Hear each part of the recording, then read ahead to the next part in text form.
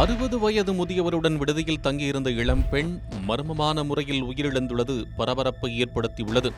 6 beer குடித்துவிட்டு முதியவருடன் உல்லாசமாக இருந்த இளம்பெண் எப்படி உயிரிழந்தார் என்பது போலீசாருக்கே பெரும் சவாலாக அமைந்துள்ளது. சென்னை சிந்தாதிரிப்பேட்டை பகுதியைச் சேர்ந்தவர் ஜோதி. 60 வயதான இவரும் ரம்யா என்ற 27 வயதான பெண்ணும் வேளச்சேரி தரமணி நூறடி சாலையில் உள்ள தங்கும் விடுதியில் ரூம் எடுத்து தங்கியுள்ளனர். ரம்யாவுக்கு மது அருந்தும் பழக்கம் இருந்ததால் ஒரே இரவில் 4 பீர் வரை குடித்ததாக சொல்லப்படுகிறது. போதை தலைக்கேறியதும் ரம்யாவும் ஜோதியும் உல்லாசமாக இருந்துள்ளனர். அதன் பிறகு ரம்யாவுக்கு நெஞ்சுவலி இருப்பதாக கூறியுள்ளார். இதனால் மருத்துவமனைக்கு செல்லலாமா என ஜோதி கேட்க ரம்யா அதனை மறுத்துவிட்டதாக சொல்லப்படுகிறது.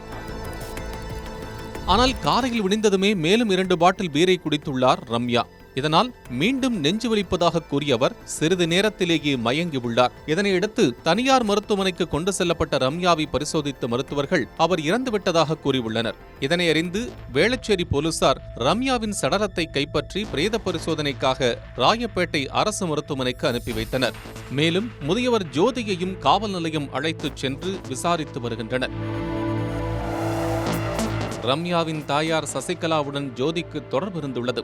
சில தினங்களுக்கு முன்னர் சசிகலா இறந்துவிட அவரது 2வது மகள் ரம்யாவுடன் ஜோதிக்கு பழக்கம் ஏற்பட்டுள்ளது. ரம்யா திருமணமாகி கணவரை பிரிந்து வாழ்ந்து வந்துள்ளார்.